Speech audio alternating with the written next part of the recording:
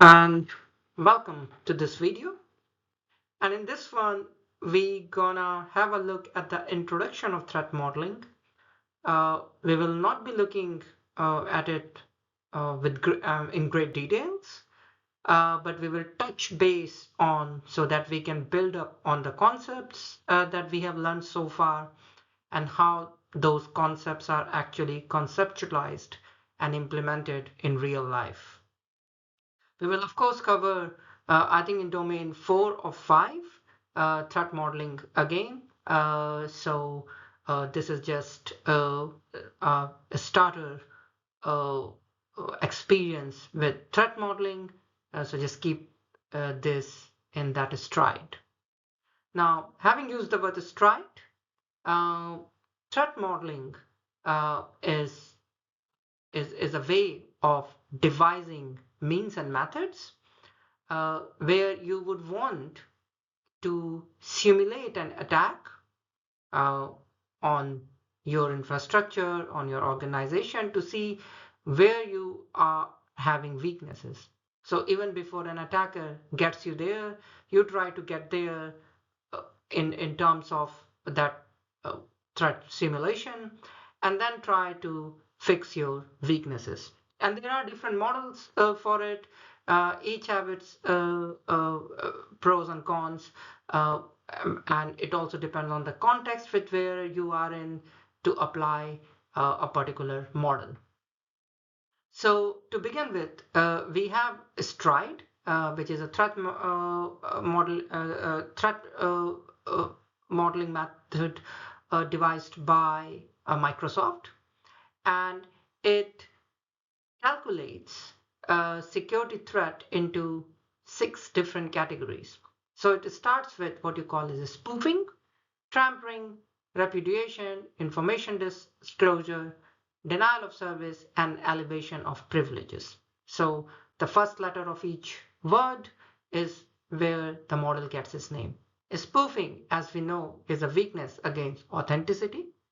Tampering is a weakness or a threat against integrity. Repudiation is the threat against you denying something you have done. Information disclosure is a threat against confidentiality. Denial of service is a threat against availability. And elevation of the privilege is threat against authorization, where you elevate yourself to have more access than what you are originally intended to, or what you are basically designed for in an application. So just take a case that if you, for instance, enter an application where you only allowed to input a payment or a transaction, if you elevate your privilege, you may also end up approving that payment. The concept, as we have also seen before, it's called segregation of duties, but the underpinning of that is elevation of privileges, where you try to gain more access than as you intend to. There is also something called as TRIAC, and it is based on a DREAD model, which is nothing but disaster or damage, reproducibility, exploitability, affected users, and the discoverability. This methodology was also discovered by Microsoft, or was built up by Microsoft, but they have kind of put this on a cold box since 2008, though usage of it you will still find in different places, in different organizations. So this is still not a decommed or a dead model, is just the usage of it is quite rare. Now, what it does is that it tries to encompass your threats into different categories. So to say, in categories where it has a rating from 1 to 10.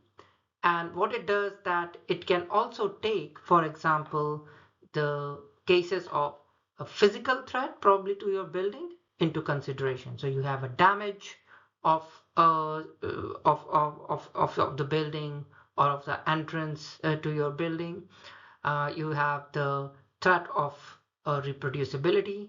So for example, how easy is for the attacker to mimic the movements of, let's say, of your personnel in a building, or how easy for attackers to move around in your application if you're talking about the IT domain. Exploitability, how it can be exploited, how the weaknesses can be exploited, be it both physical or in the digital domain. Affected users, is it only your employees who are getting affected? Is it also your customers, third-party suppliers, vendors are getting affected? So that is also a criteria that's been taken into consideration. And the last is discoverability. Can you discover what has happened? Because if it is good under the radar, never, and you never catch it, then probably it seems like it never happened. As I said, the categorization in this, or the threat rating that has been given in different categories, is between 1 to 10, but that information you should only keep for academic purposes. The last that we look is a flavorful pasta model, which is dominantly attacker focused. It stands for Process for Attack Simulation and Threat Analysis. Threat modeling, as such, as I said, is about simulation. PASTA, a model, just takes it a step further. What it does is that it also tries to inculcate in your modeling your business objective. It is important because if your business objective being hit to the core, that is where the survival of your organization may be at the greatest danger. So if your objective, if you're working in a hospital, if your objective is to save critical patients' life, and if your critical services, if your emergency is hit by a malware attack, then you know you're not gonna meet your objective. It is also quite dynamic in nature because your objectives may change over a period of time, or in a short duration, which then the model should also follow. It's a very attacker-centric view because it takes both application and infrastructure into consideration. So it takes the asset as a holistic lot. And you have different definitions in it. If you map it as a process, you will have the objectives, you have the application decomposition analysis, so that you know what part of infra lies where are the databases, where are the proxy servers, and things like that. Then there is an actual threat analysis. There is also weakness and vulnerability analysis. And then there is attack and simulation modeling. Of course, at the end of it, you also have to do your risk and mitigation, because once you identified the weaknesses, you would want to mitigate it before an actual attacker makes an attempt to damage or harm your business. So this is a nutshell what you get in the introduction of threat modeling. The main message I would like you to take from this is that threat modeling is dominantly a simulation, and is quite a preventive approach in itself, because you are not reactive, you are not waiting for attacker to attack before you start unearthing your the weaknesses in your organization, be it physical or in the digital domain. So I will stop here. Thanks for listening, and I'll see you in the next session.